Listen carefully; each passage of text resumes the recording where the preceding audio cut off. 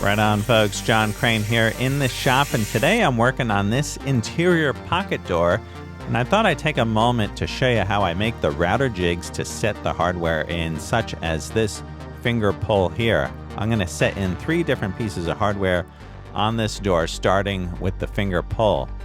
Now, these jigs are relatively easy to make. I usually make it out of a piece of 1/4-inch plywood and some scrap I have around the shop. Today I'm using some 3/4-inch pine.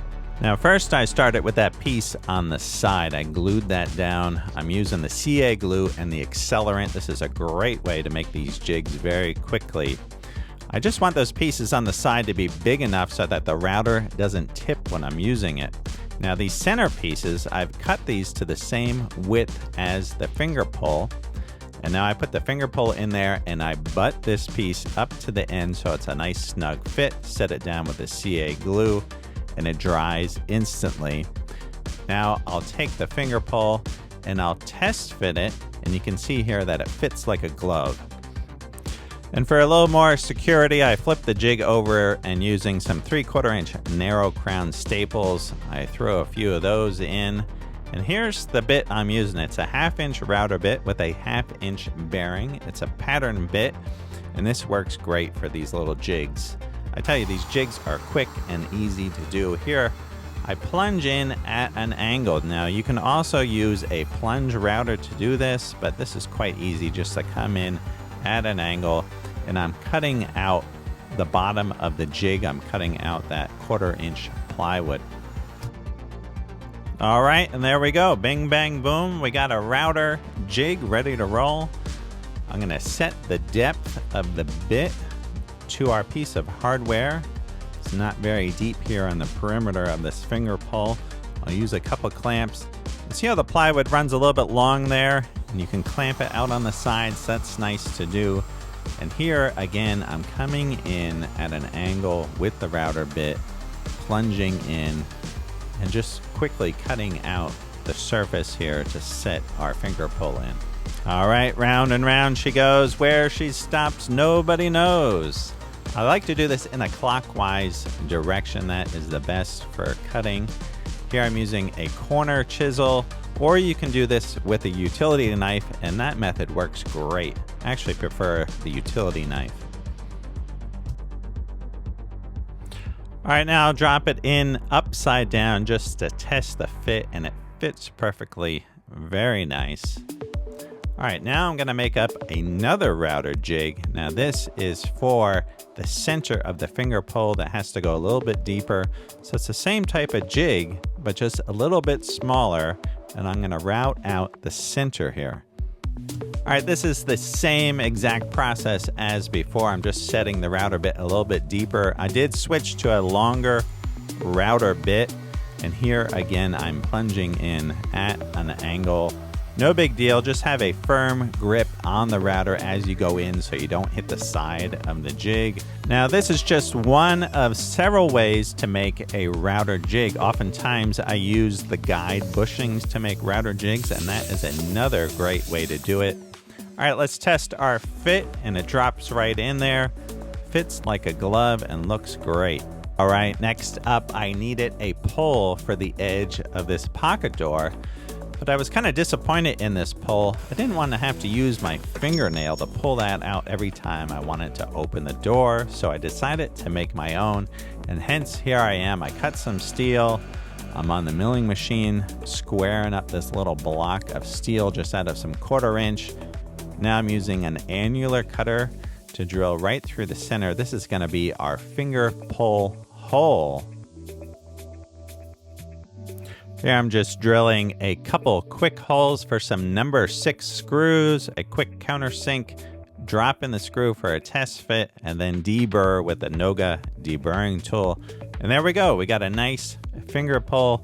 It's time to make another router jig to set this into the edge of the door. Again, we got the Starbond CA glue, quickly making these jigs. You can see how these jigs are just disposable. This one will be a one-time use.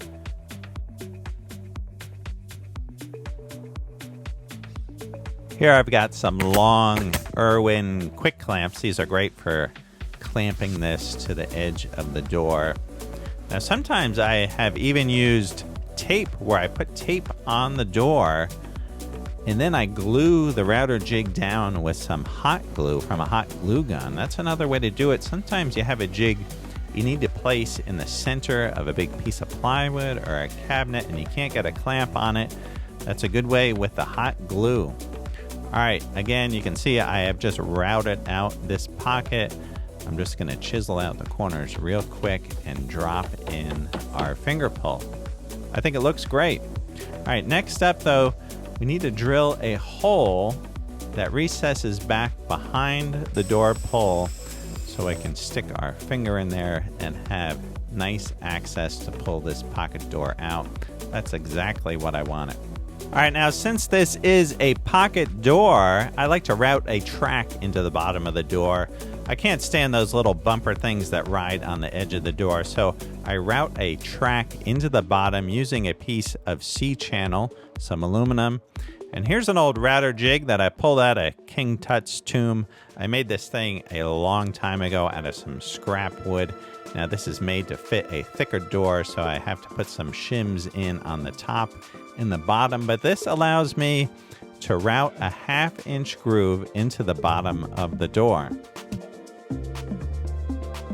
And here I am clamping on a couple pieces of sacrificial plywood. Now this will prevent any kind of blowout or splintering on either side of the door.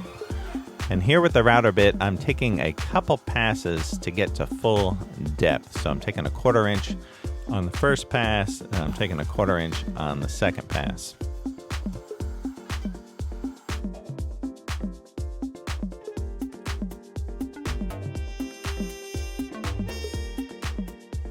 And now I will scribe this aluminum with a tool that I use almost on a daily basis. My friend Randy Richard made me this scribe tool.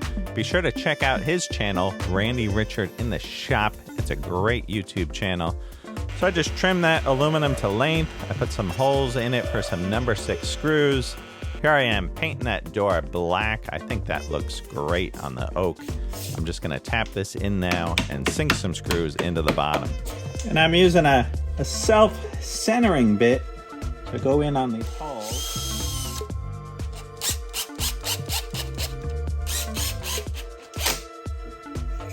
All right, now it's time to drop our handle in. You can see there's a hole here on the top and the bottom, and that gets a screw. So there's a little paint there. Let's give this a tap.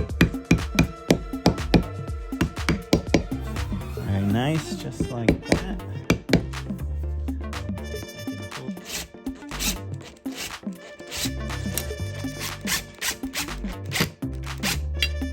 There's number 2. And for the finger pull here, I just gave it the hot wax treatment where I heat it up with a torch and I put some Johnson's paste wax on it. Who knows, maybe down the road I might paint it black. Right now I think it looks pretty good, you know, nothing's set in stone. You can always change it later. And here's the hardware for the sliding track.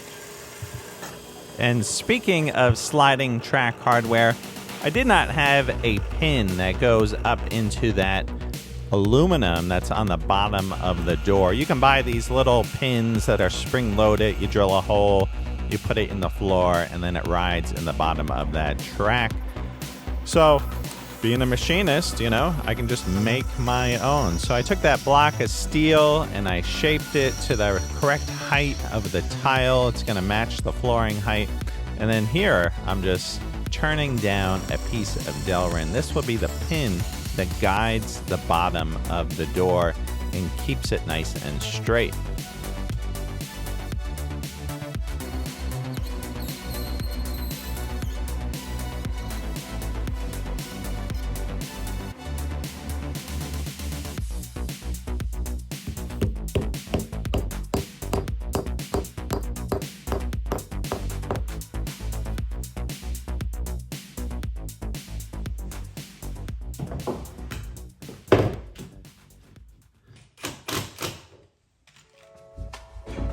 All right, there we go. I've got the door installed and I tell you, it is gliding so nicely on the track and it's definitely worth the effort. to put in that piece of aluminum track in the bottom of the door.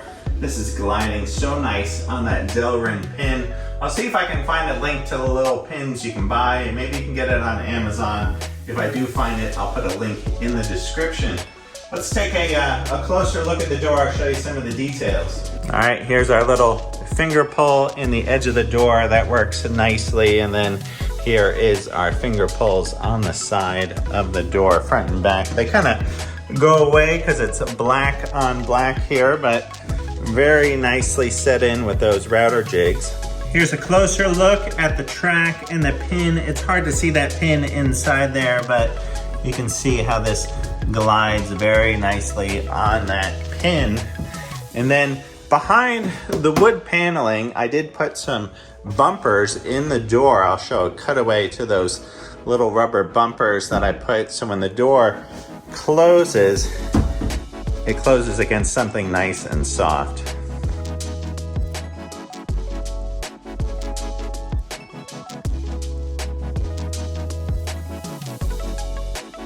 All right, there is the pocket door. I got a little bit more work to do in this bathroom, finish up the top of that wall. Here I am working on the vanity, this live edge floating countertop. There is gonna be a small drawer down below, and then I have some nice rustic sawn wood that I'm putting on this wall, a medicine cabinet. This is gonna get some plants in this wall, a couple shelves with some succulents, and some nice LED lighting. That's all right, all that is coming up to a theater near you, namely your cell phone or your TV.